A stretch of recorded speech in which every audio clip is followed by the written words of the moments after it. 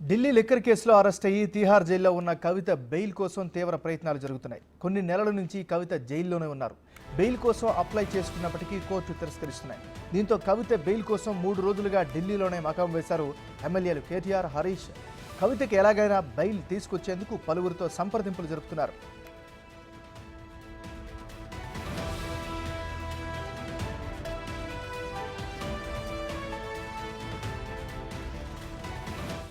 ఢిల్లీలో ఉన్న కేటీఆర్, హరీష్ మద్దతుగా తాజాగా కొంతమంది బీఆర్ఎస్ మాజీ ఎమ్మెల్యేలు కూడా వెళ్ళినట్లు తెలుస్తోంది. ఇప్పటికే సిబిఐ కేసులో డిఫాల్ట్ బెయిల్ పిటిషన్ను కవిత వెనక్కి తీసుకుంది. ఇప్పటికే కవిత బెయిల్ పిటిషన్లను Rouse Avenue court, Delhi high court తిరస్కరించాయి. సిబిఐ, ఈడీ కేసులో సుప్రీంలో కవిత బెయిల్ పిటిషన్ దాఖలు చేసే అవకాశం ఉన్నట్లు తెలుస్తోంది.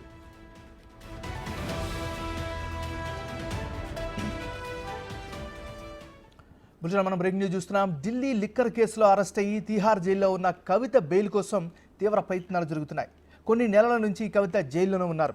బెయిల్ కోసం అప్లై చేసుకున్నప్పటికీ కోర్టు తిరస్కరిస్తున్నాయి. ఇక ఇదే అంశానికి సంబంధించి మరింత తాజా సమాచారాన్ని ఢిల్లీ నుంచి మా రిపోర్టర్ శివ అందిస్తారు.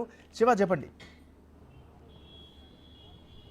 రైట్, ఏమన్నారు, ఇటు బీఆర్ఎస్ నేతలు ఒక్కొక్కరుగా ఢిల్లీ బాట పడుతున్నారు. ఇటు హరీష్ రావు, కేటీఆర్ కూడా గత 3 రోజులుగా, అంటే ఇవాళ 4వ రోజు ఢిల్లీ పర్యటన కొనసాగుతుంది. వారికి మద్దతుగా బీఆర్ఎస్ ప్రజెంట్ ఎమ్మెల్యేలు, మాజీ ఎమ్మెల్యేలు, అటు జగదీష్ రెడ్డి కానీ, కొత్త ప్రభాకర్ రెడ్డి, మరోవైపు మాజీ ఎమ్మెల్యే, మాజీ మంత్రి ఎర్రబెల్లి దయాకరావు, ఇతర సీనియర్ నేతలందరూ కూడా వారికి మద్దతుగా ఢిల్లీ వస్తూ ఉన్నారు. అంటే ఒకవైపు పార్టీ మారుతున్న ఎమ్మెల్యేలపై అనర్హత వేటు వేయడం, దానికి సంబంధించి న్యాయ నిపుణుల సలహాలు తీసుకోవడం, మరోవైపు ఇటు కవితకు సంబంధించిన ఢిల్లీ లిక్కర్ పాలసీ కేసులో అరెస్ట్ అయ్యి దాదాపు 4 నెలలు కావస్తుంది. కానీ ఇప్పటి వరకు కవితకు కనీసం హెల్త్ గ్రౌండ్స్లో కూడా మధ్యంతర బెయిల్ కూడా లభించలేదు. ఈ నేపథ్యంలోనే కవిత ఒకంత ఒత్తిడికి లోనవుతున్నారు, అనారోగ్య సమస్యలు పాలవుతున్నారు.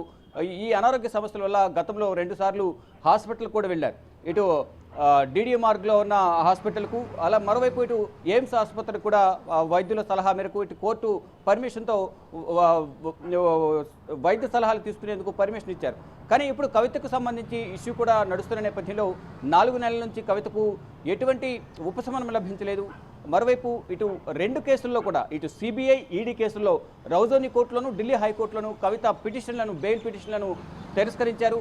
మరోవైపు ఇటు కవితకు సంబంధించి ఛార్జ్షీట్లో సిబిఐ అరెస్ట్ చేసిన తర్వాత 60 రోజుల్లోపు ఛార్జ్షీట్ దాఖలు చేయాల్సి ఉంటుంది. కానీ 86 రోజుల వరకు కూడా ఛార్జ్షీట్ దాఖలు చేయలేదు. అందులోనూ సరైన ఆధారాలు లేవు అనేది ప్రధానంగా కవిత తరపు న్యాయవాదులు వాదనలు వినిపిస్తున్నారు. దానికి సంబంధించి డిఫాల్ట్ బెయిల్ పిటిషన్ కూడా దాఖలు చేశారు. అయితే గత విచారణ సందర్భంగా, అంటే 5వ తేదీన డిఫాల్ట్ బెయిల్ పిటిషన్పై విచారణ జరగాల్సి ఉంది. కానీ కవిత తరపు న్యాయవాది అందుబాటులో లేకపోవడంతో ఈ రోజుకు వాయిదా వేశారు. కానీ ఈ రోజుకు వాయిదా వేసినప్పటికీ ఈ రోజు విచారణ జరగాల్సి ఉండగా నిన్న కవిత ఏదైతే పిటిషన్ దాఖలు చేశారో ఆ పిటిషన్ను, డిఫాల్ట్ బెయిల్ పిటిషన్ వెనక్కి తీసుకున్నారు. ఎందుకు వెనక్కి తీసుకున్నారు అనే దానిపై కూడా తీవ్రమైన చర్చ కొనసాగుతోంది. అంటే డిఫాల్ట్ బెయిల్ వచ్చే అవకాశం లేనందువల్లే కవిత ఈ బెయిల్ పిటిషన్ వెనక్కి తీసుకున్నట్టు తెలుస్తుంది. త్వరలోనే సుప్రీంకోర్టులో కవితకు సంబంధించిన ఢిల్లీ లిక్కర్ పాలసీ సిబిఐ కేసులు, అలాగే Delhi liquor policy ED money laundering కేసులో బెయిల్ పిటిషన్లు దాఖలు చేయబోతున్నారు. అతి త్వరలోనే కవిత తిహార్ జైలు నుంచి విడుదల అవుతారు. రానున్న ఉప ఎన్నికల ప్రచారంలో పాల్గొంటారంటూ కూడా ఇటు హరీష్ రావు కానీ బీఆర్ఎస్ నేతలందరూ కూడా ధీమా వ్యక్తం చేస్తున్న పరిస్థితి కనిపిస్తుంది. కవితను ఈడీ మార్చి 15న అరెస్ట్ చేసింది. ఏప్రిల్ 11న సిబిఐ కవితను అరెస్ట్ చేశాయి. 2 దర్యాప్తు సంస్థలు కూడా విచారణ కొనసాగించాయి. ఇప్పుడు కవితకు బెయిల్ మంజూరు చేయడం ద్వారా సాక్ష్యాలను తారుమారు చేసే అవకాశం ఉంటుంది. కాబట్టి కవితకు బెయిల్ మంజూరు చేయొద్దు. సమాజంలో పలుకుబడిన వ్యక్తి, మాజీ ఎంపీ, ప్రస్తుతం ఎమ్మెల్సీగా ఉన్నారు, మాజీ సీఎం కుమార్తె. మరోవైపు ఈ ఢిల్లీ లిక్కర్ పాలసీ కేసులో సౌత్లో కవిత కీలకంగా వ్యవహరించారు. ఈ 100 కోట్ల ముడుపులు చేతులు మారడంలో కూడా కవిత కీలకంగా వ్యవహరించారు. కాబట్టి కవితకు బెయిల్ మంజూరు చేయొద్దంటూ కూడా ఇటు రౌజోని కోర్టులను, ఇటు ఢిల్లీ హైకోర్టులను సిబిఐ, ఈడీ తరపు న్యాయవాదులు వాదనలు వినిపించారు. వారి వాదనలు ఏకీభవించిన 2 కోర్టులు కవిత బెయిల్ పిటిషన్ తిరస్కరించారు. ఇక మరో అంశం, తెలంగాణలో పార్టీ అధికారం కోల్పోయిన తర్వాత రోజు రోజుకు బీఆర్ఎస్కు ఆదరణ తగ్గుతుంది. ప్రజల్లోకి వెళ్ళి వారి పక్షాన పోరాటంలో కూడా బీఆర్ఎస్ నేతలు విఫలమవుతున్నారు. దానిలో భాగంగానే వేరే దారి లేక బీఆర్ఎస్ నేతలు, అంటే ఎమ్మెల్యేలు, ప్రస్తుత ఎమ్మెల్యేలు అందరూ కూడా ప్రత్యామ్నాయం కాంగ్రెసే బెటర్ అనుకునే వారందరూ కూడా కాంగ్రెస్ వైపు చూస్తున్నారు. దానిలో భాగంగానే ఇప్పటివరకు 6 ఎమ్మెల్సీలు, కొంతమంది ఎమ్మెల్యేలు ఇప్పటికే కాంగ్రెస్ తీర్థం పుచ్చుకున్నారు. మరికొంతమంది కూడా కాంగ్రెస్ వైపు చూస్తున్న నేపథ్యంలోనే వారిని కాపాడుకునేందుకు మరోవైపు ఎవరైతే పార్టీని వీడి కాంగ్రెస్లోకి వెళ్లారో వారిపై అనర్హత వేటు వేసి మళ్ళీ ఉప ఎన్నికలు జరిగితే ఆ ఉప ఎన్నికల్లో మేమే గెలుస్తామనే ధీమానైతే కేటీఆర్ వ్యక్తం చేస్తూ ఉన్నారు. అయితే దానికి సంబంధించి ఒక నోట్ను కూడా 2 రోజుల క్రితం విడుదల చేశారు. ఒకవేళ అనర్హత వేటు వేసి మళ్ళీ ఉప ఎన్నికలు వస్తే ప్రజలు మాకే పట్టం కడతారంటూ కూడా బీఆర్ఎస్ నేతలు అయితే ఆశాభావం వ్యక్తం చేస్తున్నారు. దానికి సంబంధించి ఈ 2 అంశాలపై ఢిల్లీ పర్యటన కొనసాగుతున్నట్టు తెలుస్తుంది. మరోవైపు లోపాయికారు ఒప్పందం కోసం కవిత బయటకు రావాలి, పార్టీని కాపాడుకోవాలి. ఈ 2 జరగాలంటే కేంద్రంలో ఉన్న బీజేపీ మద్దతు ఉండాలి, బీజేపీతో కలిసి పనిచేయాలనే యోచనలోనే కేసీఆర్ ఉన్నారు. దానిలో భాగంగానే కేసీఆర్ దూతలుగా హరీష్ రావు, కేటీఆర్ను ఢిల్లీ పంపిస్తున్నారు. బీజేపీ అగ్రనేతలతో సంప్రదింపులు జరిపేందుకు వారిద్దరూ ఢిల్లీలోనే మకామిస్తున్నారు.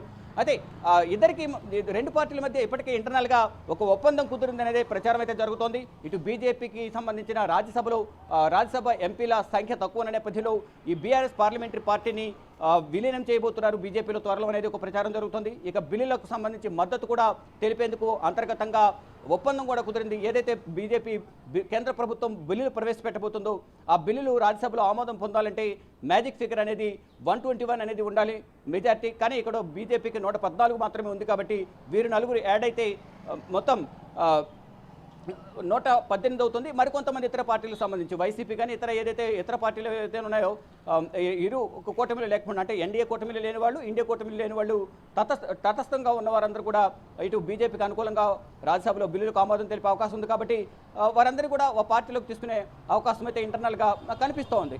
ఈ 4 ఎంపీలు కూడా త్వరలోనే బీజేపీకి సంబంధించి బీజేపీ తీర్థం పుచ్చుకోబోతున్నారు అనేది కూడా ఒక ప్రచారం జరుగుతుంది. దానికి సంబంధించి చర్చలు కూడా గత పర్యటన సందర్భంగానే కేటీఆర్, హరీష్ రావు బీజేపీ అగ్రనేతలు కూడా కలిశారు. ఇప్పుడు కూడా ఈ పర్యటన సందర్భం కూడా బీజేపీ నేతలతో చర్చలు జరుపుతున్నారు. మరోవైపు కవితను గతంలో అరెస్ట్ చేసిన సందర్భంలో అంటే విచారణకు సందర్భంలో 2023 మార్చిలో ఏదైతే కవితకు ఈడీ నోటీసులు జారీ చేసిందో ఆ సందర్భంలో కవితకు నోటీసులు జారీ చేసి విచారణకు రమ్మని, హాజరవ్వమని నోటీసులు ఇచ్చిన నేపథ్యంలో గతంలో సుప్రీంకోర్టును ఆశ్రయించారు. 2023 మార్చి 14 సుప్రీంకోర్టును ఆశ్రయించిన నేపథ్యంలో అంటే మహిళలను దర్యాప్తు సంస్థలు ఇంటికి పిలిచి విచారించకుండా వాళ్లే వచ్చి విచారించాలి అనే దానిపై పిటిషన్ దాఖలు చేసిన నేపథ్యంలో ఇటు కవిత, అభిషేక్ బెనర్జీ భార్య, మరోవైపు చిదంబరం భార్య నళిని చిదంబరం వారికి సంబంధించి ఆ పిటిషన్ సంబంధించి ఈరోజు సుప్రీంకోర్టులో కేసు విచారణకు రాబోతోంది. మరోవైపు ఇప్పటికే గతంలో విచారణకు పిలవకూడదు, ఉపశమనం కల్పించాలని ఒకవైపు చెప్తున్నప్పటికీ కవితను నేరుగా వెళ్ళి వీడీ అధికారులు 2024 మార్చిలో కవితను అరెస్ట్ చేశారు.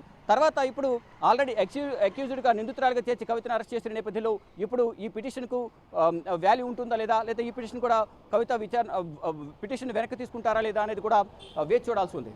ఏమన్నారు? Thank you Shiva.